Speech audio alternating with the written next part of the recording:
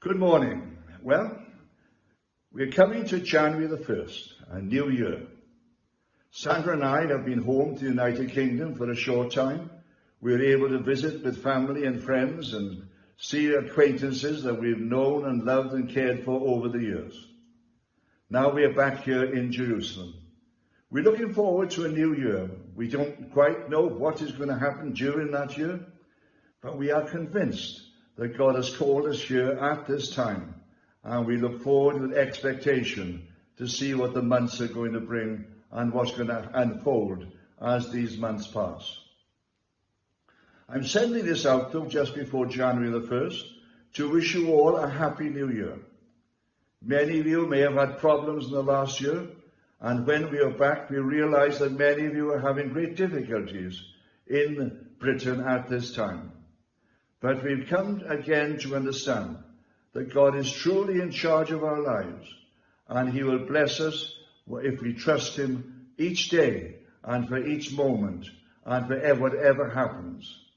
He will lead us through all of these experiences and enrich our lives with his presence. When we look at the life of Jesus, we find this was 8 days after his birth. And this is the day, of course, when he was named. He was given the name Yeshua, the name given to Joseph and Mary before his birth. But it was also the day in which he was circumcised. Now, we may not truly understand why God asks this of his Jewish people, but he has asked of it ever since the time of Abram. And Abram was told that when Isaac was born, he should be circumcised 8 days after his birth. Now, God has made our bodies. He understands them better than we do ourselves. Abram would not have understood anything about physiology. So it wasn't Abram's idea that his son should be circumcised. It was God telling Abraham to do it. And if you look at the 8th day after birth, doctors will now tell you that at that particular day, there's more vitamin K in the bloodstream than at any other time in a person's life. And that is the very vitamin that the child would need to heal after this procedure had taken place. So God planned it this particular way, even when he designed our bodies. And so it must have a significance and a meaning far beyond anything we can possibly understand. We thank God for the fact that Jesus was circumcised and therefore became a part of the Jewish people.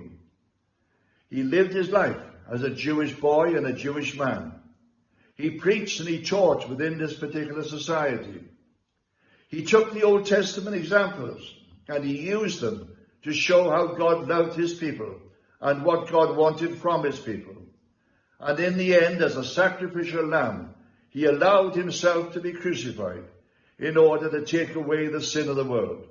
Again, we cannot understand why God chose this particular method, but he did. Just like he demanded circumcision, so he was going to ask this of his own son, that he should be crucified and he should die, be buried, and then be raised from the dead to be the firstborn of a new creation. We are coming to the first day of a new year, and we celebrate and rejoice in the resurrection of Jesus, the firstborn of this new creation, a creation which can never be taken away.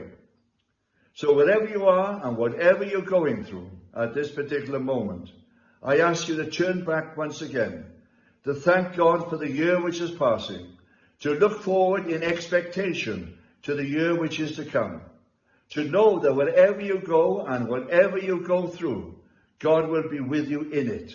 He will not leave you alone.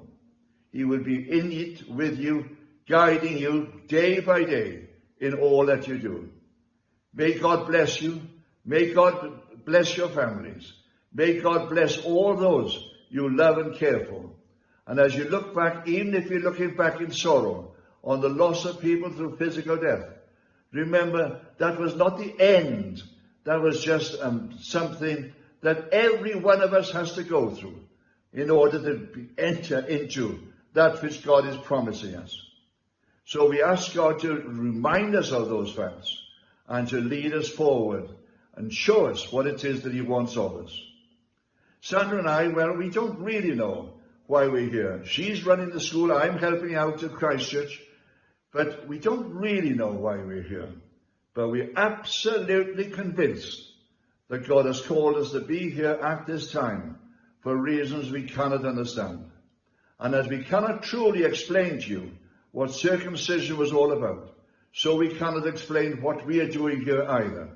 But we trust God for it, and we ask you to do the same. May God bless you and be with you. Amen.